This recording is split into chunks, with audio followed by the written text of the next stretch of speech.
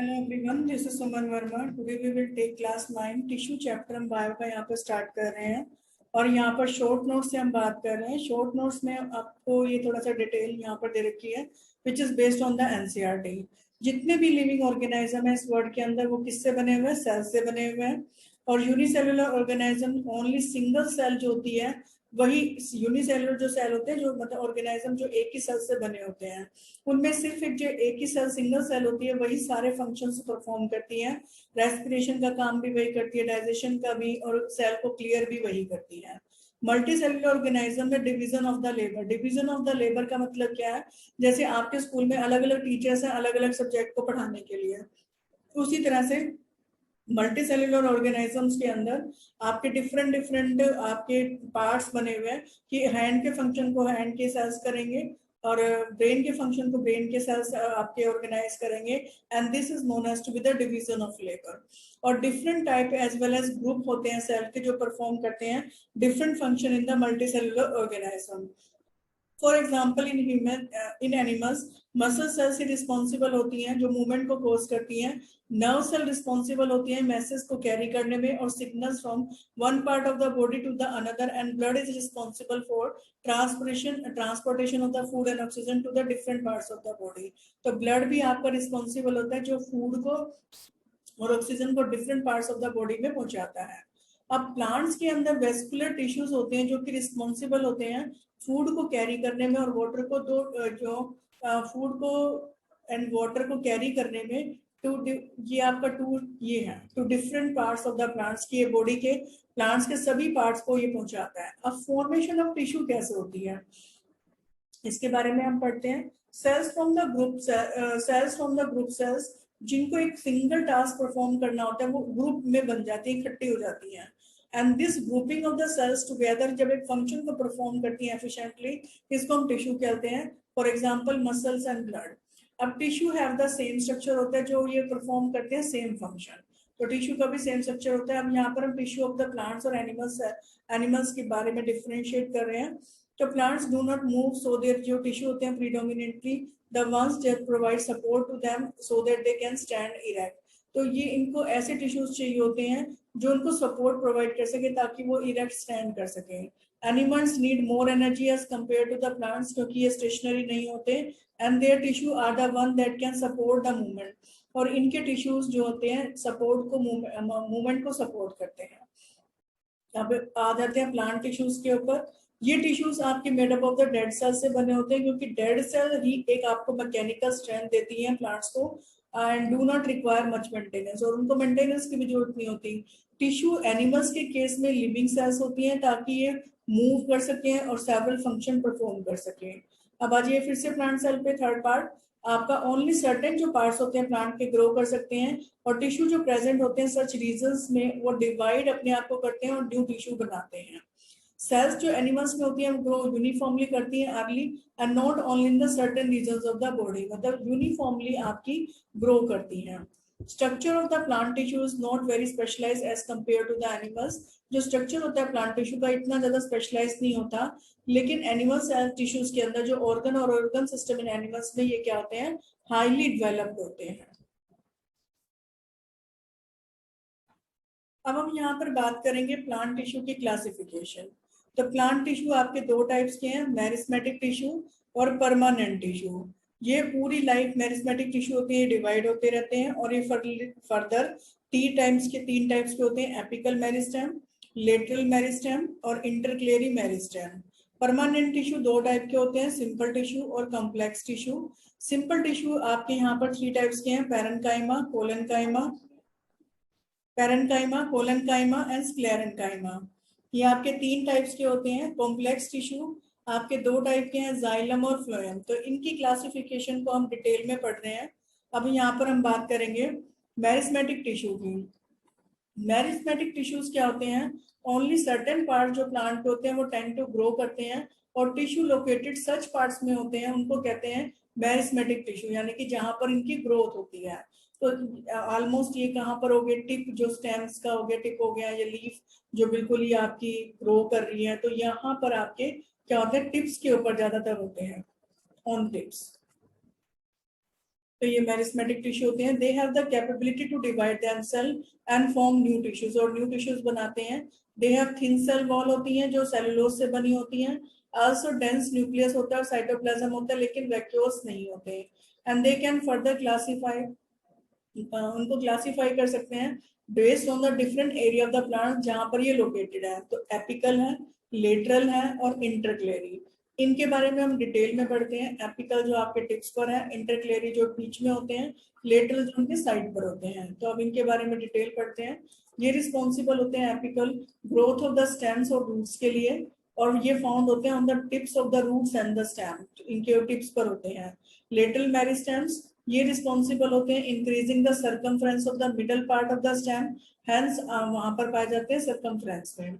इंटरक्लेरी meristem ये tissue आपके present होते हैं इंटरनोड्स पर और स्टेम रीजन्स पर between the places at which the leaves attach, जहां पर ये लीव्स अटैच होती हैं। why there are no vacuoles in the intercalary meristem? Vacuoles आपके responsible होते हैं storage of the food in water, and the intercalary tissue do not store them, उनको store नहीं करते। They are rather responsible for manufacturing them, ये उनको manufacturing करते हैं। मोर एवर वैक्यूल्स के अंदर सैप होती है जो प्रोवाइड रिजिडिटी देती है सेल को, and this property of the vacuoles may not allow the intercalary tissue to divide in and manufacture new cells. तो जो वैक्यूल्स होते हैं उनके अंदर आपके सैप होते हैं जो रिजिडिटी देते हैं सेल को, यानी कि स्ट्रॉन्ग बनाते हैं उनको, और ये प्रॉपर्टी जो वैक्यूल्स की होती है वो अलाउ करती है इंटरक्लेरी टिश्यू को डिवाइड करने में और नए सेल्स बनाने में। हेंस वैक्यूल्स आपके यहाँ पर प्रेजेंट नहीं होते हैं। परमानेंट टिश्यू पर हम बात करते हैं। द सेल्स जो फॉर्म करती है meristematic tissue often have to take a certain role in the plant, plant का एक उनमें सर्टेन रोल होता है।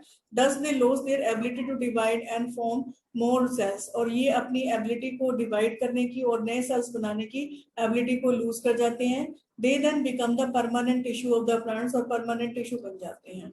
Differentiation, the process by which cells of the meristematic tissue convert themselves into a permanent tissue by taking a fixed shape, size and function is called the differentiation. एक process जिसके through sales जो होती है meristematic sales, meristematic tissue की, वो convert करते हैं permanent tissue जो उनकी फिक्स शेप ले लेती है, साइज ले लेती है और फंक्शन, जिसको हम कहते हैं डिफरेंशिएशन। अब types of the permanent tissue क्या है? सिंपल परमानेंट टिश्यू है, कॉम्प्लेक्स परमानेंट टिश्यू है। सिंपल परमानेंट टिश्यू आपके 5 टाइप के होते हैं: पैरेन्काइमा, क्लोरेन्काइमा, एरेन्काइमा, कोलेन्काइमा एंड स्क्लेरेन्काइमा। अब हम इनकी डिटेल में बात करते हैं। अब ये हमारे डायग्राम दे रखे हैं, ये पैरेन्काइमा टिश्यू है, ये कोलेन्काइमा टिश्यू है, ये स्क्लेरेन्काइमा टिश्यूज आपको दे रखे हैं और इस तरह से आपको दे रखे हैं। इनके बारे में हम डिटेल में पढ़ते हैं। पैरेन्काइमा टिश्यू के बारे में हम पढ़ते हैं। द टिश्यू जो रिस्पॉन्सिबल होते हैं फोटोसिंथेसिस के लिए, storage of the food, gases exchange and floating of the plants, मतलब प्लांट जो फ्लोट करते हैं उनमें यहाँ पर ये पैरेन्काइमा टिश्यूज होते हैं। ये group of the living cells होती हैं विद द सेल वॉल जो कि सेलुलोज से बनी होती हैं। Parenchyma cell have larger intercellular spaces होता है इनके बीच में, और these there are thin walls होती हैं जो सराउंड करती हैं ईच सेल को। They are found in the leaves and newly form branches, और ये न्यूली फॉर्म ब्रांचेस में भी आपके पाए जाते हैं। दीज टिश्यू रिस्पॉन्सिबल होते हैं providing flexibility to the plants, को देने में, ताकि ये बेंड कर सके। कोलेन्काइमा का मोस्ट इंपॉर्टेंट क्वेश्चन है, ये कौन फ्लेक्सिबिलिटी कौन देता है? Collenchyma.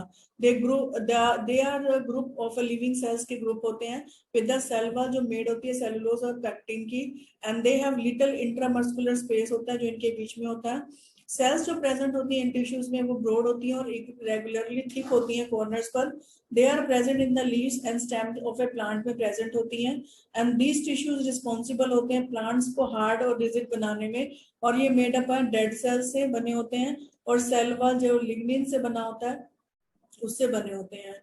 The cells do not have any intercellular spaces, इनके बीच में intercellular spaces नहीं होता, and cell have a long structure with the thick walls, इनमें cells में long structure होता है और thick walls होती हैं। They are found in the stems, veins, in the leaves and covering of the nuts and seed में पाए जाते हैं। तो यहाँ पर इस तरह से इनकी डिटेल आप यहाँ पर देखते हैं, स्क्लेरेन्काइमा की, कोलेन्काइमा की, ये डेटा आपकी है। अब आ जाइए क्लोरेन्काइमा के ऊपर। ये टिश्यू सिमिलर टू होते हैं पैरेन्काइमा, बस इनमें क्या होता है? क्लोरोफिल होता है, और प्रेजेंस ऑफ क्लोरोफिल होने की वजह से ये फोटोसिंथेसिस को कैरी आउट करते हैं प्लांट्स के अंदर। एरेन्काइमा ये आपके पाए जाते हैं एक्वेटिक जो पानी में रहने वाले प्लांट्स होते हैं उनमें पाए जाते हैं। They are also similar in structure to the parenchyma के स्ट्रक्चर के सिमिलर ही होते हैं, but they have large air cavities होती हैं इनके अंदर, एंड दीज कैविटी अलाउ करती है एक्वेटिक प्लांट्स को फ्लोट करने में। What is lignin? The cell walls of the dead cells जिनके अंदर सब्सटेंस होता है lignin, in them जो प्रोवाइड कराते हैं rigidity to the cell. Lignin add करता है सीमेंट ऑन द सेल, कि उनके ऊपर एक सेल जो लेयर होती है वो सीमेंट की तरह होती है। एपिडर्मिस ये आउटर मोस्ट लेयर होती है सेल की, जिसको एपिडर्मिस कहते हैं। ये पूरे प्लांट को कवर करती है। ये थिन लेयर होती है सिंगल सेल की, बट इन प्लेसेस जहाँ पर लेस वाटर होता है तो एपिडर्मिस जो प्लांट्स की होती है वो थिक हो जाती है, in order to avoid frequent water loss यहाँ पर ना हो सके। The cells जो फ्लैट होती हैं, they do not have intercellular spaces, इनके बीच में सेलुलर स्पेस नहीं होता।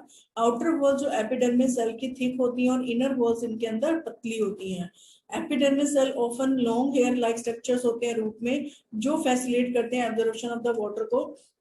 और मेन फंक्शन एपिडर्मिस का प्रोटेक्ट करना प्लांट्स को फंगाई से, वाटर लॉस से और किसी भी इंजरी से, जो सीक्रेट एक wax like water resistant substance जिसको क्यूटिकल कहते हैं on the surface of the plant, जो प्लांट को क्या करती है, प्रोटेक्ट करती है। अपर डर्मिस यहाँ पर दे रखी है इस तरह से, ये क्यूटिकल है। यहाँ पर ये मिजोफिल सेल्स आपको यहाँ पर ये दे रखी है, ये लोअर डर्मिस है। इनमें आपका स्टोमा है, ये स्टोमा बोलते हैं, जहाँ पर ये स्टोमेटा है, स्टोमेटा जिसको बोलेंगे। और ये गार्ड सेल्स होती हैं यहाँ पर इस तरह से, और एक्सचेंज ऑफ द गैसेस दिखा रखा है यहाँ पर। ये क्यूटिकल है, स्पंजी पैरेन्काइमा है, प्लासिएड पैरेन्काइमा, और ये क्यूटिकल्स हैं। तो ये स्ट्रक्चर है कि आपको लीफ का दिखा रखा है, जिसमें एपिडर्मिस का ये पूरा स्ट्रक्चर है।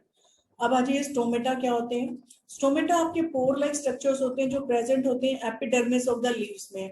मोस्ट प्रोबेबली जो लीव्स के लोअर लेवल में होते हैं उनको लोअर, जो आपकी पतली होती हैं लेयर, पतली जो होती हैं और इस तरह से लॉन्ग होती हैं, तो उनके अपर साइड पर होते हैं, लेकिन जो ब्रॉड होती हैं उनके लोअर लेवल पर स्टोमेटा प्रेजेंट होते हैं। These pores are enclosed by the two cells से enclosed होते हैं like this। आपने एनसीईआरटी की बुक में भी आपने ये देखा होगा, इस तरह से ये enclosed होते हैं, ऐसे ही किडनी शेप टाइप स्ट्रक्चर्स होता है इनका, ये ऐसे enclosed होते हैं। Guard cell, these are called the guard cell of the stomata कहते हैं। गार्ड सेल आपकी modifies एपिडर्मल सेल्स होती हैं। गार्ड सेल रिस्पॉन्सिबल होती है exchange of the gases and transpiration में। ट्रांसपीरेशन इन प्लांट्स को हम पढ़ रहे हैं। The plant cells when sometimes have extra water जब होता है तो ये lose करते हैं, lose it in the form of the water evaporates through the stomata। Plant cell जब समटाइम्स उनमें एक्स्ट्रा वाटर हो जाता है तो ये they lose it in the form of the water, तो ये वाटर की फॉर्म में इसको मतलब इवेपोरेट्स करती है स्टोमेटा के थ्रू, और इस प्रोसेस को क्या कहा जाता है, ट्रांसपिरेशन। अब रोल ऑफ ट्रांसपिरेशन का ये इंपॉर्टेंट टॉपिक है कि यहाँ पर एक्सचेंज ऑफ द गैसेस होता है। प्लांट्स अब्सॉर्ब करते हैं कार्बन डाइऑक्साइड और रिलीज करते हैं ऑक्सीजन को ट्रांसपिरेशन के through.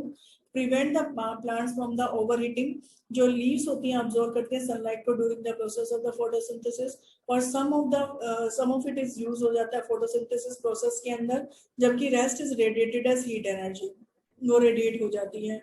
And we know that absorption of water कोशिश करता है कूलिंग द सराउंडिंग एरिया, उसको क्या करेगा, कूल करेगा। देयरफॉर ट्रांसपिरेशन क्या करता है, इन्हें कूल भी करता है। Transportation of the food and water in the plants, अब ट्रांसपोर्टेशन भी करता है, रूट्स जो प्लांट्स की एब्जॉर्ब करती है मिनरल्स एंड वाटर को जो प्रेजेंट होते हैं सोइल में through osmosis, and they are then distributed in the plant through the transpiration stream.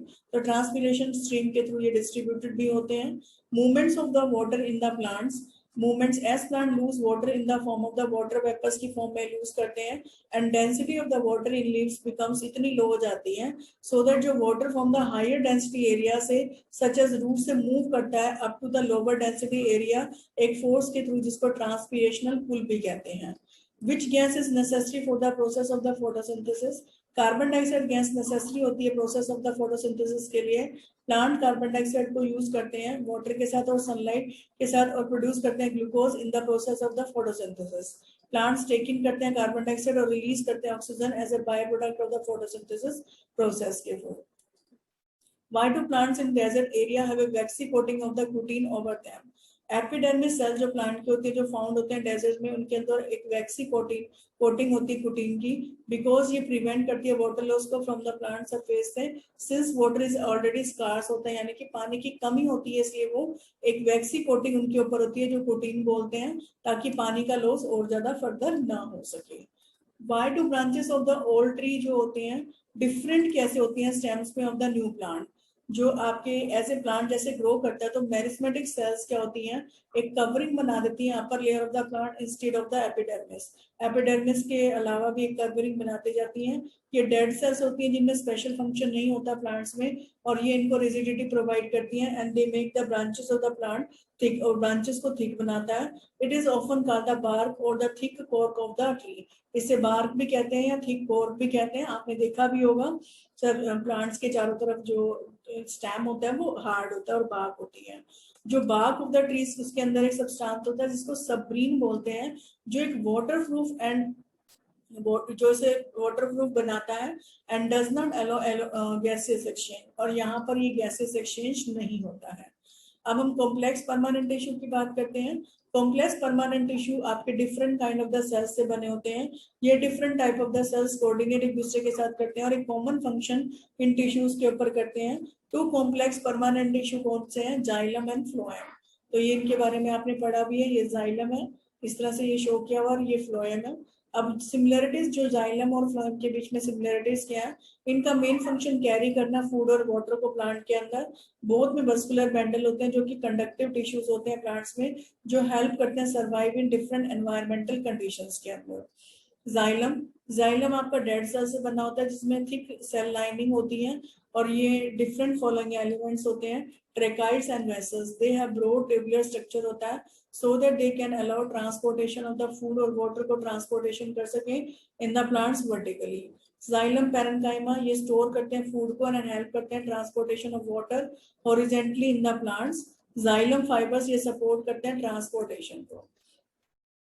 Phloem पे बात करें तो phloem made up of the living cells से बना होता है और ये अलाउ करता है मूवमेंट ऑफ द फूड को from the leaves to other parts of the plant. It has the following elements. Sieve tubes होती हैं जो ब्रॉड शेप सेल्स की होती हैं और पोरस वॉल होता है। Companion cells they facilitate the function of the sieve tubes का फंक्शन करती हैं। Phloem fibres provide flexibility to the phloem देती हैं। फ्लोएम पैरेन्काइमा ये स्टोर करते हैं स्टार्च एंड प्रोटीन्स को। अब यहाँ पर इसमें हमने बात करनी है जाइलम और फ्लोएम को हम डिफरेंशिएट कर रहे हैं। ये किससे बने होते हैं? Cell made up of dead cell से बने होते हैं, लिविंग सेल्स होती हैं। सेल वॉल की थिकनेस यहाँ थिक होती है, ये थिन होती है। सेल वॉल मटेरियल लिग्निन का बना होता है, इसमें सेलुलोज का बना होता है। परमेबिलिटी, जाइलम इम्परमेएबल होती है, फ्लोएम परमेएबल होते हैं। साइटोप्लाज्म जाइलम में नहीं होता। साइटोप्लाज्म की लाइनिंग होती है फ्लोएम के अंदर। ट्रांसपोर्ट वाटर और मिनरल को करते हैं, ये फूड को करते हैं। कैरी टू कहाँ लेके जाते हैं? लीव्स में, ये growing parts and storage organs में लेके जाते हैं। Direction of the flow upward होता है। फ्लोएम में अप एंड डाउन होता है। टिश्यू आल्सो है फाइबर्स होते हैं और कंपेनियन सेल्स होती हैं। तो यहाँ पर हमारा प्लांट टिश्यूज का टॉपिक कंप्लीट होता है। अगर आपको मेरी वीडियो पसंद आई है तो लाइक कीजिए, शेयर कीजिए और चैनल को सब्सक्राइब कीजिए ताकि आने वाली और वीडियोस आपको मिलती रहें।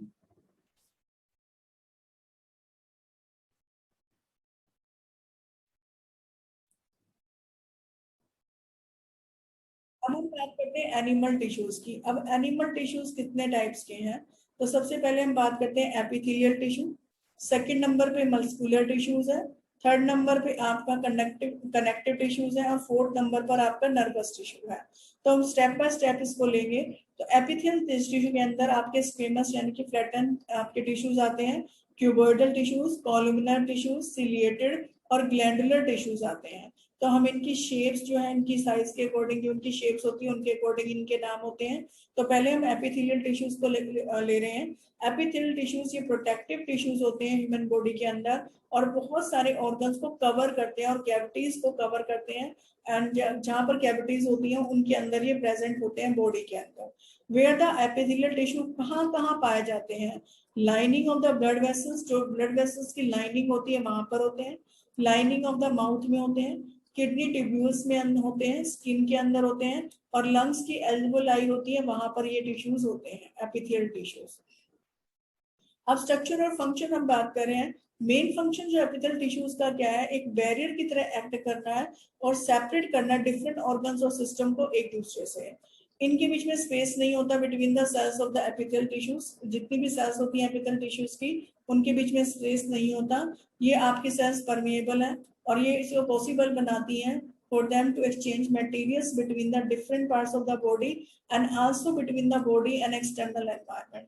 तो ये पूरा मेक इट पॉसिबल बनाते हैं कि मटेरियल्स जो हैं different parts of the body में एक्सचेंज हो सके and also between the body and external environment में, कि ये एक्सटर्नल एनवायरनमेंट और बॉडी के अंदर क्या कर रहे हैं, डिफरेंट पार्ट्स में एक्सचेंज करवा रहे हैं मटेरियल्स को। अब यहाँ पर हम देखते हैं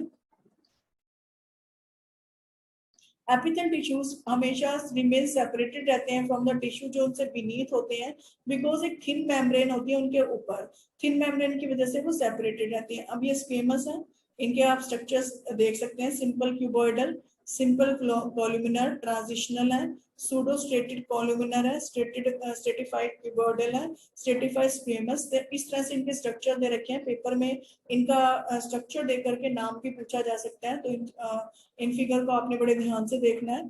अब आ जाइए इनके बारे में हम डिटेल पढ़ते हैं। डिफरेंट टाइप ऑफ द हमने यहाँ पर एपिथेलियल टिश्यूज ले लिए हैं, तो इनके स्ट्रक्चर्स हैं। स्क्वेमस के बारे में, सिंपल स्क्वेमस के बारे में पढ़ रहे हैं, तो ये आपके डेलिकेट सेल लाइनिंग होती हैं और एक पोजेसेस एक फ्लैट थीन स्ट्रक्चर मतलब इनका होता है। कहाँ पर पाए जाते हैं, एल्वियोलाई एंड बोमेंस कैप्सूल। जो नेफ्रॉन, जो किडनी के अंदर आपका नेफ्रॉन होता है, उसके बोमेंस कैप्सूल में एक नाम है, किसी आप जिसे को 10th में पढ़ेंगे, तो बोमेंस कैप्सूल के अंदर यहाँ पर सिंपल स्क्वेमस आपके टिश्यूज होते हैं। स्ट्रेटिफाइड स्क्वेमस की बात करें तो एपिथेलियल स्क्वेमस सेल्स जो आपके अरेंज होती हैं सेवरल लेयर्स के अंदर, और ये कहाँ पाई जाती है, स्किन के अंदर। कॉलुमनर की बात करें तो ये कॉलम लाइक शेप्स टिश्यूज होते हैं और ये इंटेस्टाइन के अंदर आपका पाया जाता है। Ciliated columnar, columnar epithelial tissue जिसमें सीलिया होते हैं यानी कि हेयर लाइक स्ट्रक्चर होते हैं, उन्हें हम कॉलुमनर एपिथेलियल टिश्यूज बोलते हैं और ये रेस्पिरेटरी सिस्टम के अंदर प्रेजेंट होते हैं। Cuboidal, they are the cube shaped cells होती हैं जो कि एब्जॉर्प्शन और सिक्रेशन में इन्वॉल्व होती हैं और ये किडनी ट्यूब्यूल्स के अंदर प्रेजेंट होती हैं। Glandular, these are the special gland cells होती हैं जो सिक्रीट करती हैं सब्सटेंसेस को, और कहाँ पाई जाती है, स्वेट ग्लैंड, जो हमारे स्किन के अंदर स्वेट ग्लैंड्स होती हैं उनके अंदर ग्लैंडुलर सेल्स होती हैं, यानी कि ये सिक्रीट करती हैं ग्लैंड्स, उनको बोलते हैं ग्लैंडुलर टिश्यूज। तो यहाँ से हमारा ये एपिथेलियल जो टिश्यूज होता है उसका ये पार्ट हमारा कंप्लीट होता है। अब हम दोबारा से स्ट्रक्चर को देखते हैं, तो यहाँ पर हमारा मस्कुलर टिश्यूज आ रहा है। तो मस्कुलर टिश्यूज के हम बारे में बात करेंगे। स्ट्रेटेड, नॉन स्ट्रेटेड और कार्डियक टिश्यूज हमारे पास यहाँ पर है। तो दोबारा से हम यहाँ पर आ जाते हैं। कनेक्टिव टिश्यू को यहाँ पर दिया हुआ पहले, तो पहले यहाँ पे कनेक्टिव टिश्यू के बारे में देख लेते हैं इस डायग्राम से। कनेक्टिव टिश्यू, अब हम कनेक्टिव टिश्यू के बारे में बात करते हैं। तो कनेक्टिव टिश्यू एरियोलर टाइप का होता है, एडिपोज टाइप का होता है, और यहाँ पर आपके फ्लूइड के अंदर जो आपको दिया हुआ है, ये थर्ड टॉपिक है, फ्लूइड के अंदर मतलब थर्ड किसको कह सकते हैं, ब्लड को, और फोर्थ लिम्ब को। स्केलेटल आपका ये इस तरह से आता है, स्केलेटल भी आपका इसमें आता है। तो एरियलर जो आपके सपोर्टिंग होते हैं टेंडन और लिगामेंट है, और जो आपके स्केलेटल है कार्टिलेज और बोन इसके अंदर आते हैं। तो अब हम कनेक्टिव टिश्यूज को डिटेल में हम यहाँ पर बात करते हैं। Connective tissue, structure and function of the connective tissue, they are loosely bound cells जो प्रेजेंट होती है इंट्रासेलुलर मैट्रिक्स के अंदर, और मैट्रिक्स डिफरेंट टाइप के होते हैं, डेंस, रिजिड, फ्लूइड और जेली लाइक।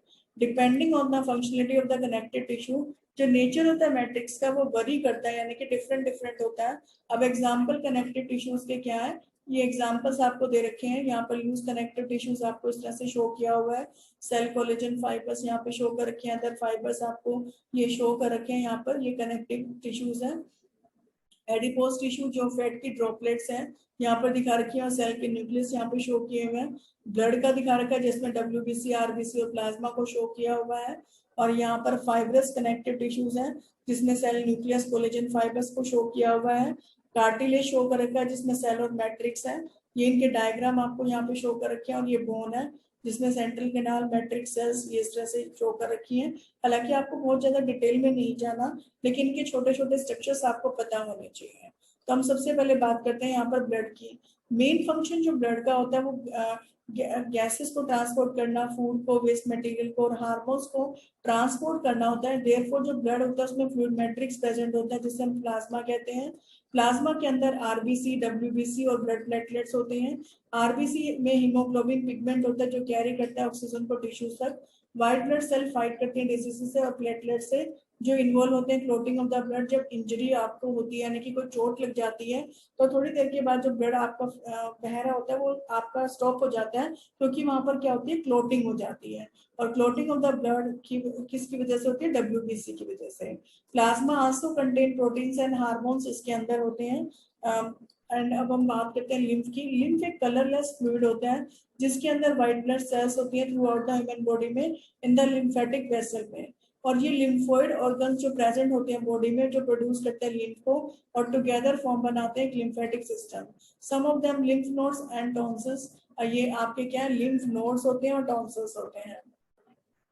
अब यहाँ पर बात करें lymph capillaries in tissue spaces, तो ये लिम्फ कैपिलरीज ये आपके आर्टरियोल्स, टिश्यू फ्लूइड दिखा रखा है, टिश्यू सेल्स हैं, टिश्यू स्पेसेस आपको दे रखे हैं, वेन्यूल एंड लिम्फेटिक वेसल्स, तो स्ट्रक्चर दे रखा है लिम्फ कैपिलरीज का। तो यहाँ से हम बात करते हैं, लिम्फ ब्लड की तरह तो होता है लेकिन कुछ उसमें डिफरेंसेस होते हैं। इसके अंदर ओनली व्हाइट ब्लड सेल्स होते हैं, आरबीसी और प्लेटलेट्स नहीं होते लाइक एस ब्लड। इसमें less amount of the blood proteins होता है, कैल्शियम, फास्फोरस, बट इसमें सबसे ज्यादा क्या होता है, ग्लूकोज होता है। ये एक ही डायरेक्शन में फ्लो करता है, जबकि ब्लड भी आपका एक ही डायरेक्शन में फ्लो करता है। लिम्फ मूव करता है बॉडी में through it's normal function, unlike blood की तरह which is pump by the heart. तो ये आपका मतलब move in the body through it's normal function, लेकिन अनलाइक ब्लड की तरह ये pump which is pump by the heart. तो अब ब्लड को तो हार्ट भी पंप करता है, लेकिन लिम्फ को अब पूरा बॉडी में नॉर्मली फंक्शन करता रहता है। अब लिम्फ के अंदर क्या होता है, लिम्फ प्लाज्मा होता है जो कैरी करता है इन्फेक्शन फाइटिंग प्रोटीन्स जो होते हैं which with other substances such as water, calcium और फास्फोरस के साथ में। ये इन्फेक्शन से फाइट करने के लिए आपका लिम्फ प्लाज्मा होता है जो हमारे को बचाता है इन्फेक्शन से। लिम्फ कॉर्पस ये कंप्राइज होते हैं डब्ल्यूबीसी से, यानी कि इनके अंदर होते हैं, रेड ब्लड सेल्स और प्लेटलेट्स इसके अंदर प्रेजेंट नहीं होते हैं। अगर हम फंक्शन ऑफ द लिम्फ की बात करें तो ये कैरी करता है ऑक्सीजन को और मिनरल्स को सेल्स में, and carry back the carbon dioxide and waste material back into the blood में लेकर आता है, और बॉडी सेल्स को मॉइस्ट रखता है, मेंटेन करता है ब्लड के वॉल्यूम को, हेल्प करता है हार्मफुल बैक्टीरिया को खत्म करने में और वायरसेस को हमारी बॉडी में, और रिस्पॉन्सिबल होता है immunity of the human beings की, तो उनके लिए रिस्पॉन्सिबल होता है। और ये फैट को ऑब्जॉर्व करता है इंटेस्टाइन से और transport them through out the body, और ये फैट को थ्रू आउट बॉडी में ट्रांसपोर्ट भी करता है। अब नेक्स्ट हम बात करते हैं बोन्स की। बोन्स हमारे फ्रेमवर्क जो हमारी बॉडी का होता है उसको बनाते हैं, जिसके ऊपर मसल्स आपकी चिपकी हुई होती हैं और इस तरह से अटकी हुई होती हैं। And bone tissues along and strong होता है और इनफ्लेक्सिबल होता है नीचे के अंदर, ये फ्लेक्सिबल नहीं होते। देयरफॉर बोन सेल्स जो प्रेजेंट होती है रिजिड मैट्रिक्स में होती हैं, जो किससे बनी होती है, कैल्शियम और फास्फोरस से बनी होती है। हार्वेशियंस आपके कैनाल्स, इसके बारे में बात करते हैं। बोन्स कंप्राइज होती है माइक्रोस्कोपिक ट्यूब से बनी होती है जिसको हार्वेशियन कैनाल्स बोलते हैं, एंड इसके अंदर ऑस्टियोन्स रफ सिलेंड्रिकल स्ट्रक्चर प्रेजेंट होते हैं along the axis of the bone के अलावा। अब ये अलाउ करते हैं ब्लड वेसल, लिम्फेटिक वेसल और नर्व फाइबर्स को ट्रेवल करने के लिए, और ये कैनाल्स में कॉन्सेंट्रिक चैनल्स होते हैं जिनको लैमेले बोलते हैं around them, and these Haversian canals communicate करते हैं बोन सेल के साथ थ्रू दिस कनेक्शन, जिसको कैनकुलाई बोलते हैं, इनके थ्रू कनेक्ट होती है ये। अब आ जाते हैं कार्टिलेज पर। कार्टिलेज जो प्रेजेंट होती हैं जो हमारे जॉइंट्स के ऊपर, जॉइंट्स ऑफ द बोन्स के जो जॉइंट्स होते हैं उनके ऊपर प्रेजेंट होती हैं और एक उन्हें स्मूथ स्ट्रक्चर देती हैं। For example in the nose tip और ईयर पिन्ना, जो हमारा ईयर का आउटर पोर्शन होता है, ट्रैकिया हो गया, लैरिंक्स हो गया, उनके ऊपर ये प्रेजेंट होती है, वहां ये प्रेजेंट होती है। और ये कंटेन सॉलिड मैट्रिक्स जो प्रोटीन और शुगर से बना होता है, ये होमोजीनियस मैट्रिक्स है। ये प्रोवाइड सपोर्ट्स और फ्लेक्सिबिलिटी देते हैं various part of the body को। अब हम बात करते हैं लिगामेंट की। लिगामेंट कनेक्ट करते हैं दो बोन को इकट्ठे, और इसमें इलास्टिसिटी होती है जो फैसिलिटेट करती है कनेक्शन को। सेल्स जो लिगामेंट की होती है उनमें लिटिल मैट्रिक्स होता है, तो बोन टू बोन को ज्वाइन करने वाले लिगामेंट्स कहलाए जाते हैं। और टेंडन्स टिश्यूज रिस्पॉन्सिबल होते हैं बोन्स और मसल को इकट्ठा करने में, और ये लिमिटेड फ्लेक्सिबिलिटी होती है लेकिन इनकी स्ट्रेंथ बहुत ज्यादा होती है। एरियोलर की बात करें तो ये टिश्यू एक्ट करते हैं filter in between the spaces जो प्रेजेंट होते हैं ऑर्गन्स ऑफ द बॉडी में, हेल्प करते हैं repairing of the other tissues as well, और फाउंड होते हैं स्किन और बोन मैरो के अंदर। तो ये हमारे यहाँ पर है। अब कंपोनेंट्स हम बात करते हैं एरियोलर टिश्यूज की, तो ये आपको सेल टाइप्स दे रखे हैं, macrophages, fibroblast, lymphocyte, fat cells, mast cell, neutrophil. तो एक्स्ट्रा सेलुलर जो मैट्रिक्स होता है ग्राउंड सब्सटेंसेस में आपके फाइबर में collagen fibre, elastic fibre, reticular fibres. तो ये आपके फिगर में आपके जो आउट ऑफ सिलेबस है, इस सिलेबस में नहीं है, तो आप इनको सिर्फ अपनी नॉलेज के लिए देख सकते हैं। अब आपके ये क्या है, फैट सेल्स है, एडिपोसाइट्स बोलते हैं। ये सिक्रीशन ऑफ द लिपिड्स में आपके रिस्पॉन्सिबल होते हैं। फाइब्रोब्लास्ट ये प्रेजेंट होते हैं highest amount in the areolar tissues में, और ये रिस्पॉन्सिबल होते हैं सिक्रीशन ऑफ द फाइबर्स को सिक्रीट करते हैं। मैस्ट सेल्स ये रिलीज करते हैं हिस्टामाइन जो प्ले करता है एलर्जिक रिएक्शंस में, अपना रोल प्ले करता है। मैक्रोफेजेस दे ईट किसी भी जर्म्स या इंफेक्शियस सेल को ईट कर जाते हैं। प्लाज्मा सेल्स ये प्रोड्यूस करते हैं एंटीबायोटिक्स को। फाइबर्स की हम बात करें तो कोलेजन फाइबर्स ये टेंसाइल स्ट्रेंथ देते हैं टिश्यूज को। इलास्टिन फाइबर्स ये इलास्टिसिटी देते हैं टिश्यूज को। ग्राउंड सब्सटेंसेस ये फ्लूइड मैट्रिक्स जो होल्ड करता है सेल, और फाइबर्स ऑफ द टिश्यूज इनको होल्ड भी करते हैं। अब नेक्स्ट हम बात करते हैं तो एडिपोज की बात करते हैं। फैट्स जो स्टोर होती है हमारी बॉडीज में उनको एडिपोज टिश्यू कहते हैं। ये फाउंड बिलो द स्किन होती है और between the organs of the body होती है। Provides cushioning of to the organ, ये कुशंस मतलब एक तरीके से उनको गद्देदार बनाती हैं टिश्यूज को। अब हम बात करते हैं यहाँ पर, एक बार दोबारा से हम चार्ट पर आ जाते हैं, और चार्ट पर हम मस्कुलर टिश्यूज की बात करते हैं जो कि स्ट्रेटेड, नॉन स्ट्रेटेड और कार्डियक है। तो हम यहाँ से इसको लेते हुए हम बात करेंगे।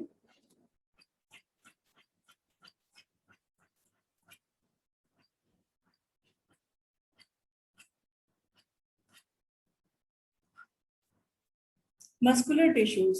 अब मस्कुलर टिश्यूज आपके मसल फाइबर से बने होते हैं जो कि लॉन्ग सेल्स होती हैं।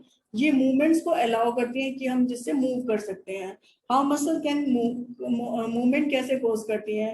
दे कंटेन स्पेशल प्रोटीन होते हैं जिसको कॉन्ट्रैक्टाइल प्रोटीन बोलते हैं, और ये प्रोटीन कोज करते हैं कॉन्ट्रैक्शन और रिलैक्सेशन ऑफ द मसल्स। अब ये दो काइंड की मसल्स होती हैं जो हमारी बॉडी में फाइंड आउट होती है, वोलेंट्री मसल और इनवोलेंट्री मसल्स होती हैं। अब वोलेंट्री मसल्स और इनवोलेंट्री मसल या स्ट्रेटेड मसल्स या स्केलेटल मसल, अनस्ट्रेटेड मसल के बारे में बात करते हैं। We can move them according to our will. हम स्ट्रेटेड मसल को अपनी विल के अकॉर्डिंग मूव कर सकते हैं, इन्हें हम अपनी विल के अकॉर्डिंग मूव नहीं कर सकते, ना स्टॉप कर सकते हैं। They are also called the skeletal muscle भी कहते हैं, as they attach to the bone से अटैच होती हैं। They are also called the smooth muscles, and they are also called the striated muscles कहते हैं क्योंकि जो प्रेजेंस ऑफ द डार्क और लाइट बैंड इनके ऊपर होते हैं। They are also called the unstriated muscle because they do not have any light और डार्क बैंड इनके ऊपर नहीं होते हैं। Cells of the voluntary muscles have more than one nucleus होता है इनमें, and they do not have branches नहीं होती। Cells of the involuntary muscles long होती हैं और इनमें पॉइंटेड एंड्स होते हैं, और इनमें लॉन्ग सिलेंड्रिकल स्ट्रक्चर होता है। For example muscles of our hands and legs, यहाँ पर muscles in the alimentary canal and the iris of our eye है, ये इसके एग्जाम्पल दे रखे हैं। अब हम बात करते हैं कार्डियक मसल्स की। ये स्पेशल काइंड की इनवॉलेंट्री मसल्स होती हैं। ये मसल्स आपकी हार्ट के अंदर ही होती है, इसलिए इनको कार्डियक मसल बोलते हैं। और ये रिदमिक कॉन्ट्रैक्शन और रिलैक्सेशन पूरी लाइफ हमारे पास ये रिदमिक कॉन्ट्रैक्शन और रिलैक्सेशन करती हैं। सिलेंड्रिकल होती है शेप में, ब्रांचेस होती हैं और सिंगल न्यूक्लियस होता है इनमें। कार्डिक मसल्स के अंदर इंडिविजुअल हार्ट मसल्स होती हैं जो कनेक्टेड होती हैं इंटरकैलेटेड डिस्क से, और work as a single functional organ की तरह ये काम करती हैं। अब हमारे पास लास्ट है नर्वस टिश्यू। नर्वस टिश्यू के बारे में हम पहले इसको समझते हैं कि स्टिमुलाई क्या होते हैं। How do we react to stimuli. Stimuli यानी कि कोई भी लाइट हो गया या कोई भी आपका पॉइंट्स हो गया जो हमें पिंच करता है। दिस इज बिकॉज जो हमारा नर्वस टिश्यू हमारे बॉडी के अंदर प्रेजेंट होता है, और ये कैपेबल होता है ट्रांसमिट इंफॉर्मेशन क्विकली हमारे ब्रेन तक पहुंचाने में, different parts of the body से या ब्रेन से बॉडी को पहुंचाने में। तो देयरफॉर जो नर्वस टिश्यू आपके नर्व्स, ब्रेन और स्पाइनल कॉर्ड में होते हैं। नर्वस टिश्यू आपका सेल से बना होता है, और उन सेल को नर्व सेल या न्यूरॉन्स बोलते हैं, और ये न्यूरॉन्स एक दूसरे से कनेक्टेड होते हैं and form nerves of the body बनाते हैं। अब हम स्ट्रक्चर ऑफ न्यूरॉन की बात करें तो ये इलोंगेटेड सेल होती है, यहाँ पर आप इसका स्ट्रक्चर भी देख सकते हैं, ये इसका स्ट्रक्चर है। तो ये इलोंगेटेड सेल होती है जिसमें सेल बॉडी होता है, जिसमें ब्रांच लाइक स्ट्रक्चर जिसको डेंड्राइट्स बोलते हैं। तो आप यहाँ से देखेंगे ये आपके क्या है, ये ब्रांच लाइक स्ट्रक्चर्स जो आपको ये दिखाई दे रहे हैं, ये ब्रांच लाइक स्ट्रक्चर, ये आपके क्या है, डेंड्राइट्स हैं। ये पोर्शन आपका सेल बॉडी है जिसके अंदर क्या है, ये न्यूक्लियस है। तो ये इस तरह से आपको ये शो कर रखा है यहाँ पर। और इसके बाद नेक्स्ट पॉइंट में न्यूक्लियस इसके अंदर प्रेजेंट होता है जो सेंटर ऑफ द बॉडी के अंदर होता है। नर्व एंडिंग जो सेल की कनेक्टेड सेल बॉडी से विया एक्सोन के थ्रू होती है, और एक नर्व सेल आपकी 1 मीटर लॉन्ग होती है। तो यहाँ से आप बात करेंगे तो आप इसको देखेंगे, ये आपकी 1 मीटर जो ये लॉन्ग आपका ये पॉइंट दे रखा है, ये एक्सोन है जो कि आपकी शैवन सेल्स होती है। अगर इसके स्ट्रक्चर की बात करें तो यहाँ पर शैवन सेल्स है, नोड्स ऑफ द रैनवियर होता है और माइलिन शीट की कवरिंग होती है।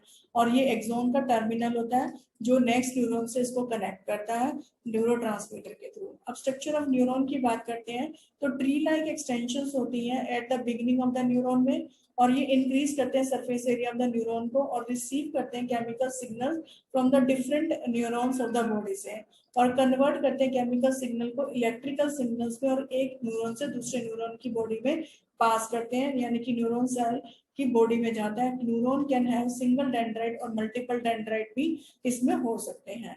अब हम सेल बॉडी को देखते हैं तो इसको सोमा भी बोलते हैं, और इसका मेन फंक्शन क्या है, और न्यूक्लियस ऑफ द न्यूरॉन को मेंटेन करना फंक्शनलिटी ऑफ द सेल को। ये कोई भी एक does not play any active role play नहीं करता in the transmission of the signal. ये प्रोड्यूस करता है प्रोटीन को जो required by the different parts of the neuron को अपना काम प्रॉपरली करने के लिए जरूरत होती है, उस प्रोटीन को ये प्रोड्यूस करता है। It contains different cell organs होते हैं जैसे माइटोकॉन्ड्रिया, गोल्गी, एपरेटस, जो परफॉर्म करते हैं various function of the cell.